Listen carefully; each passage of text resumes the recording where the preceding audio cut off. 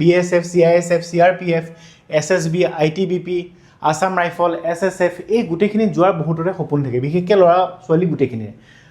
এই ইয়াত যাবলৈ হ'লে, অৱতীৰ্ণ হ'বলৈ হ'লে আমি কোনটো পৰীক্ষা দিব লাগিব, আৰু ইয়াৰ উপৰিও পৰীক্ষাৰ উপৰিও এইটো জানিব লাগিব যে ইয়াত কি কি ছাবজেক্ট আহে, কিমান মাৰ্কছ লাগে কোৱালিফিকেশ্যন হ'বলৈ, আৰু পৰীক্ষাটো কেনেদৰে হয়। তুমি যদি 160 ভিতৰত যদি তুমি ইমানকেইটা মাৰ্কছ পোৱা, তেতিয়াহ'লে তুমি এটা জব পাব পাৰা।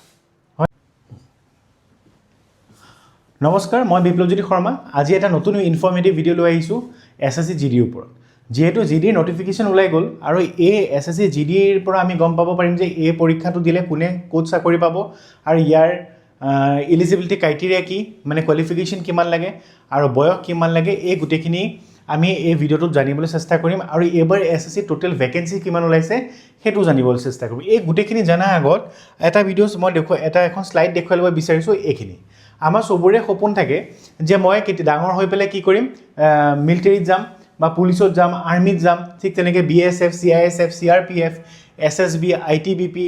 আসাম ৰাইফল, SSF এই গোটেইখিনি যোৱাৰ বহুতৰে সপোন থাকে, বিশেষকৈ ল'ৰা ছোৱালী গোটেইখিনিয়ে। আৰু ইয়াত যাবলৈ হ'লে, অৱতীৰ্ণ হ'বলৈ হ'লে আমি কোনটো পৰীক্ষা দিব লাগিব, আৰু ইয়াৰ উপৰিও পৰীক্ষাৰ উপৰিও এইটো জানিব লাগিব যে ইয়াত কি কি ছাবজেক্ট আহে, কিমান মাৰ্কছ লাগে কোৱালিফিকেশ্যন হ'বলৈ, আৰু পৰীক্ষাটো কেনেদৰে হয়। আৰু সেই গোটেইখিনি আজি এই ভিডিঅ'ত আহিম। আৰু ইয়াত লগতে এইটোও কৰিম যে এইকেইটাত যাবলৈ হ'লে,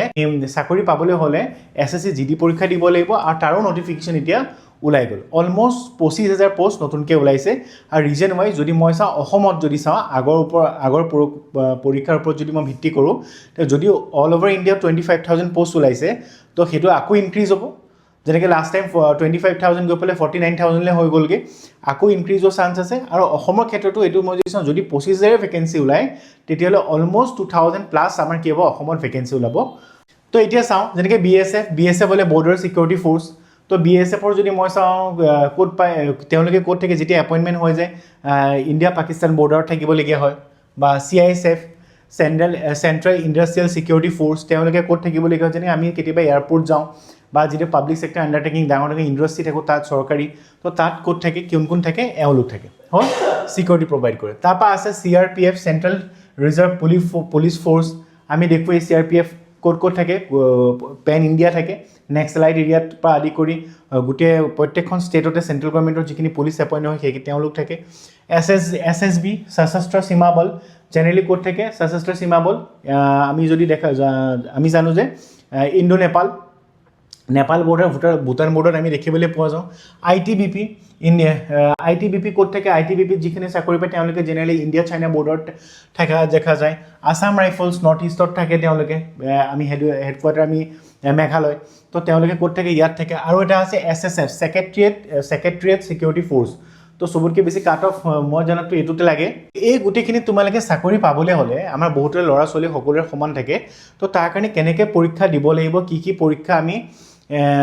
পৰীক্ষাৰ প্ৰস্তুতি কেনেকৈ কৰিম, সেই বিষয়েও আমি আলোচনা কৰিম। এতিয়া আমি ডিছকাছ কৰিলোঁ কেতিয়াৰ পৰা ফৰ্ম ফিল আপ ষ্টাৰ্ট হ'ব। এতিয়া কি হ'ব, date for submission of online application কেতিয়াৰ পৰা হ'ব, ডিচেম্বৰৰ 1 তাৰিখৰ পৰা অলৰেডি ইয়াৰ অনলাইন এপ্লিকেশ্যন ফৰ্ম ষ্টাৰ্ট হৈ গ'ল এপ্লাই কৰিবলৈ। আৰু কেতিয়ালৈকে লাষ্ট ডেট কেতিয়া আছে, 31/12, মানে 31 ডিচেম্বৰলৈকে আমাৰ ডেট আছে, last date and time for receive online application form কেতিয়া আছে, দেখা যায় লাষ্ট ডেট কেতিয়ালৈকে আছে, 31 December. Last date and time for making online fee payment, আৰু তুমি এদিন বেছিকৈ পাবা, 1 জানুৱাৰীলৈকে আছে পে'মেণ্ট কৰিবলৈ, পে'মেণ্ট কৰা ডেট, এই গোটেইখিনি। আৰু কৈছে যে date window' for online application form correction, যদি কেনেবাকৈ online application form fill up কৰি যদি কিবা ভুল হয়, তেতিয়া কাৰেকশ্যন কৰাৰ টাইম কেতিয়া থাকিব, 8 জানুৱাৰীৰ পৰা 10 জানুৱাৰীৰ ভিতৰত তোমালোকে এইখিনি কৰিব পাৰিবা। আৰু যদি চাওঁ tentative schedule for CBT based, SSC exam, bank exam, আমি চবেই জানো কম্পিউটাৰ দিব লাগে, কম্পিউটাৰ বেছড টেষ্ট। তো এইটো এক্সাম টেণ্টেটিভ ডেট কেতিয়া দিছে, ফেব্ৰুৱাৰীৰ পৰা এপ্ৰিলৰ ভিতৰত, এতিয়াও বহুতখিনি সময় আছে। আৰু মই যদি চাওঁ টোটেল ভেকেঞ্চি কিমান ওলাইছে এইবাৰ, টোটেল পেন ইণ্ডিয়া ভেকেঞ্চি ওলাইছে 25,487। কিমান vacancy, huge vacancy, 25,487 vacancy total ওলাইছে। হ'ল, এইটো আকৌ বাঢ়িব পাৰে, এইখিনি আমি ডিছকাছ কৰিলোঁ। তাৰপিছত মই চাওঁ, এতিয়া যদি চাওঁ কোনটো ছেক্টৰত কিমান ভেকেঞ্চি আছে, এইটো চাইডে চোৱা, মেল, এইটো হৈছে ফিমেল।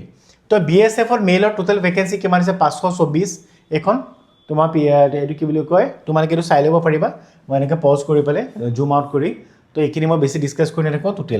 টোটেল আছে টোটেল পোষ্ট আছে 25,487 এতিয়া কথা যে এইটো এক্সামত কোনে এপ্লাই কৰিব পাৰে কেতিয়া এজ লিমিট কিমান SSC GD কাৰণে তুমি কোৱালিফিকেশ্যন কি লাগিব SSC যদি তুমি GD দিয়া তুমি কোৱালিফিকেশ্যন কিমান লাগিব 10 পাছ কি হ'ব লাগে 10 পাছ ক্লাছ 10 পাছ কৰাৰ পিছতে তুমি কি কৰিব পাৰা SSC GD কাৰণে তুমি এপ্লাই কৰিব পাৰা এতিয়া আমি দেখা যাওঁ বহুত ল'ৰা ছোৱালীয়ে কি কৰে আমাৰ ইয়াতো যিখিনি অফলাইন ক্লাছেছ কৰি আছে দেখা পাওঁ তেওঁলোকে হাই সেকেন্ডাৰী পাছ কৰা গ্ৰেজুৱেশ্যন পাছ কৰা মাষ্টাৰ্ছ পাছ কৰা এনেকা ল'ৰা ছোৱালীও কিছুমানে আহি পেলাই প্ৰিপাৰেশ্যন কৰে যিহেতু তুমি SSC GD দিবলৈ মন আছে তেতিয়াহ'লে তুমি ইমানখিনি পঢ়িব কি দৰকাৰ কথাটো তেনেকা আৰু যদিও পঢ়িছা তেতিয়াহ'লে কিবা পঢ়াৰ লগে লগে তুমি কি কৰিব পাৰা এইটো প্ৰিপাৰেশ্যন কৰি পেলাই এইটো চাকৰি তোমালোকে পাব পাৰা তো SSC GD পাবলৈ তুমি কি কৰিব লাগে 10 পাছ হ'ব লাগে আৰু তাৰ লগতে মই যদি চাওঁ এজ লিমিট কৈছে কিমান এজ হ'ব লাগিব মিনিমাম এজ 18 বছৰ হ'ব লাগিব মিনিমাম এজ 18 ইয়াৰ্ছ হ'ব লাগিব আৰু মেক্সিমাম কিমান হ'ব লাগিব 23 ইয়াৰ্ছ ফৰ জেনেৰেল কাষ্ট এখন ইয়াত লিখা আছে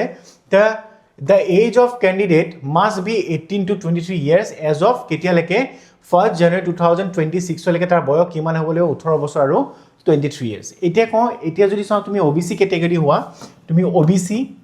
তাৰপাছত তুমি যদি ST and SC হোৱা তেতিয়াহ'লে তোমাৰ এজ ৰিলেক্সেশ্যন ইয়াতো আছে কিমান এজ আছে যদি তুমি OBC হোৱা তেতিয়াহ'লে কিমান পাবা 3 years ৰিলেক্সেশ্যন পাবা আৰু যদি তুমি ST SC হোৱা তেতিয়া কিমান থাকিব 5 years ৰিলেক্সেশ্যন ইয়াত তোমালোকে পাবা যদি NCC যদি তোমালোকৰ সাৰ্টিফিকেট আছে তোমাৰ টোটেল মাৰ্কস আমি এতিয়া অলপ পিছতে স্লাইডত দেখিম যে এক্সামৰ প্যাটাৰ্ন কেনেকা সাপোজ এই SSC এক্সামৰ যেটো হয় টোটেল মাৰ্কস হয় 160 হয় 160 ভিতৰত কি কৈছে যদি তুমি NCC C সাৰ্টিফিকেট আছে তেতিয়াহ'লে তোমালোকে কিমান 5% তোমালোকে মাৰ্কস তুমি কিবা বেসড অন 165% মাৰ্কস পাবা NCC B সাৰ্টিফিকেট হলে 3% আৰু NCC A সাৰ্টিফিকেট হলে কিমান হ'ব 2% হল এইখিনি তোমালোকে মাৰ্কস তোমালোকে পাব পাৰে এতিয়া মই চাই এক্সাম প্যাটাৰ্নটো এতিয়া এক্সাম প্যাটাৰ্ন এনেকা হয় ফাৰ্ষ্টতে হ'ব ইয়া CBT বেস টেষ্ট এটা এক্সাম হ'ব সেই এক্সামত কোৱালিফাই কৰাৰ লগে লগে তোমালোকক মাতিব ফিজিকেলৰ কাৰণে ফিজিকেলত খালি কি হ'ব তোমাৰ দৌৰ ৰানিং হ'ব ৰানিং কিমান হ'ব তুমি টাইম পাবা কিমান 5 কিলোমিটাৰ তোমাৰ ৰানিং হ'ব আৰু টাইম পাবা তুমি কিমান টাইম পাবা তুমি 5 কিলোমিটাৰ 24 মিনিটস হয়নে 24 মিনিটছত তুমি 5 কিলোমিটাৰ যদি দৌৰিব পাৰা তেতিয়াহ'লে তুমি কোৱালিফাই বুলি ধৰা যায় হল বাকি বেলে একো নাই আৰু খালি তাৰ আগত চাব যে তুমি এটো কি বুলি কয় ৰিটেনটো তুমি কেনেকৈ পাস কৰিলে এতিয়া বহুত ল'ৰা-ছোৱালী মই ইয়াতে দেখা পাওঁ তেওঁলোকে অকল দৌৰা প্ৰেক্টিসেই কৰি থাকে হল আৰু প্ৰবলেম কি হয় তেওঁলোকে দৌৰাটো ভালেই ফিজিক্যাল পাস হৈ যায় পাস হ'ব পাৰিব কিন্তু কথা হ'ল তেওঁলোকে ফিজিক্যালত যোৱা আগত ৰিটেনে নাপায় তো সেইটো কাৰণে আমি কি হয় ফিজিক্যালৰ কাৰণে প্ৰেক্টিস কৰিবই লাগিব লগে লগে আমি সদায় সবতকৈ বেছি গুৰুত্ব দিব লাগে যেটো ৰিটেন এক্সামৰ কাৰণে ইয়াত ৰিটেন এক্সামৰ টোটাল যদি মই চাওঁ টপিক কেটা সাবজেক্ট আহিব এটা আছে জেনাৰেল ইন্টাৰনেশ্যনেল ৰিজনিং তো ৰিজনিংৰ টোটাল কোৱেশ্চন কেটা 20টা কোৱেশ্চন মাৰ্কস কিমান 40 মানে এটা কোৱেশ্চনত 2 মাৰ্ক কে থাকিব তাৰপিছত যদি part B general knowledge and general awareness GS আৰু কাৰেণ্ট এফেয়াৰ্স সকলোখিনি মিলি পেলাই হিষ্ট্ৰি জিঅগ্ৰাফি পলিটি কেটা আহিব 20টা কোৱেশ্চন আৰু 2 নম্বৰকে কিমান হ'ব 40 তাৰপা এলিমেন্টাৰী ম্যাথছ আহিব ম্যাথমেটিক্স কেটা আহিব 20 আৰু কৈছে 2 মাৰ্কস হলে কিমান হ'ব 40 মাৰ্কস আৰু ইংলিশ বা হিন্দী তুমি দুটা ল্যাঙ্গুৱেজ তুমি চুজ কৰিব পাৰিবা হিন্দীও চুজ কৰিব পৰা যায় বা ইংলিশও তাৰ ভিতৰত হলে তুমি কি হ'ব 20টা কোৱেশ্চন আহিব 2 নম্বৰকে কিমান হ'ব 40 মানে টোটাল যদি 40 কে চাও টোটাল মাৰ্কস কিমান 160 মাৰ্কস হ'ব আৰু তুমি টাইম কিমান হ'ব only 16 minutes 60 minutes 1 ঘণ্টাত তুমি কোৱেশ্চন আৰু তোমাৰ টোটাল কোৱেশ্চন কিমান থাকিব যে 80টা কোৱেশ্চন হল 160 মাৰ্কস হ'ব আৰু তোমাৰ কিমান মিনিটৰ কাৰণে হ'ব এক্সাম 1 ঘণ্টা এক্সাম CBT বেস এটো তুমি কোৱালিফাই যদি কৰা তেতিয়া তোমাক ফিজিক্যালৰ কাৰণে মাৰিব এতিয়া এটা কথা আৰু কৈ দিছো ইয়াৰ মাজতে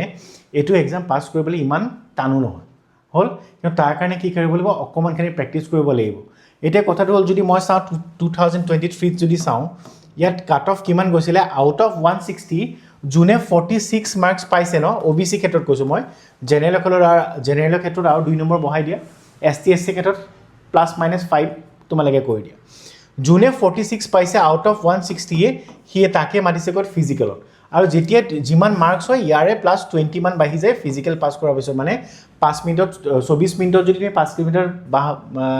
দৌৰিব পাৰা তোমাৰ তেতিয়াহলে 20 মাৰ্কস এটা তোমাৰ তেনেকৈ এড হৈ পেলে অলমোস্ট তোমাৰ কিমান হৈ গৈছিলে 67 মান OBC কাট অফ গৈছিলে 67 যদি মই লাষ্ট ইয়াৰ চাইছিলোঁ 2024ত তেতিয়া মাৰ্কছটো অলপ বাঢ়িছিলে তোমাৰ ফিজিকেললৈ মাতিছিলে OBC ল'ৰা ছোৱালী যোনে কিমান পাইছে 62 পাইছে আৰু লাষ্টত ফাইনেল কাট অফ গৈছে কিমান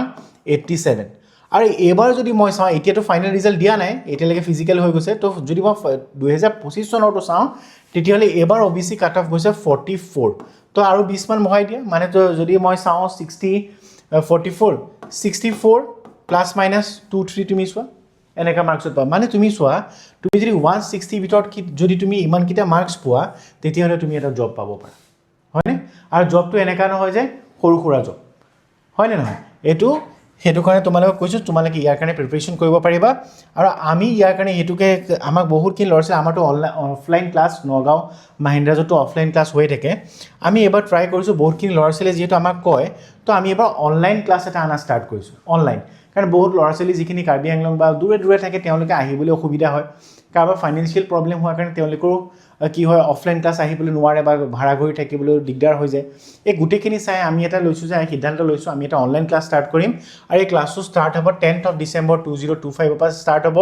আৰু ইয়াৰ ফিজ কৰ্চো বহুত কম ৰাখিছোঁ আমি হ'ল এটা মিনিমাম ফিজ ৰাখিছোঁ আৰু তোমালোকে SSC GD only SSC GD target batch নতুনকৈ ষ্টাৰ্ট কৰিছোঁ আৰু এতিয়া কথা হৈছে আমাৰ ক্লাছেছ কেনেকৈ হ'ব ক্লাছেছ আছামিজ মিডিয়ামতো হ'ব ইংলিছ মিডিয়ামতো হ'ব হিন্দী মিডিয়ামতো হ'ব তোমালোকক যোনটো মিডিয়াম ভাল পোৱা আমি সেইটো মিডিয়ামতে কৰিবলৈ চেষ্টা কৰিম বা আমি কৰিম হ'ল আৰু কথা হৈছে এতিয়ালৈকে তোমালোকে এডমিশ্যন কেনেকৈ ল'ব পাৰিবা ইয়াৰ কাৰণে তো আমি একেবাৰে ইজি লাগিছোঁ তোমালোকে ইয়াত যিটো ফোন নম্বৰ দিয়া আছে 6391207093 তো এইটো নাম্বাৰ তোমালোকে ফোন কৰি পেলাই তোমালোকে নিজৰ নামটো ৰেজিষ্ট্ৰেশ্যন কৰিবা কৰাৰ লগে লগে বাকীখিনি আমাৰ এই কাউন্সিল টিমে তোমালোকক সহায় কৰিব হ'ল তো আৰু যদি কিবা ইয়াৰ বিষয়ে জানিবলৈ মন আছে তোমালোকে তেতিয়াহ'লে এইটো নাম্বাৰত ফোন কৰি তোমালোকে জানিব পাৰিবা ইয়াৰ লগতে আৰু এটা মই ইয়াতে দেখুৱাই দিছোঁ আমি যদি চাওঁ আমাৰ ইয়াতে চি সেটৰ যিটো বেটছ আছে চি টেটৰ কাৰণে নতুন বেটছ এটা ষ্টাৰ্ট হ'ব 6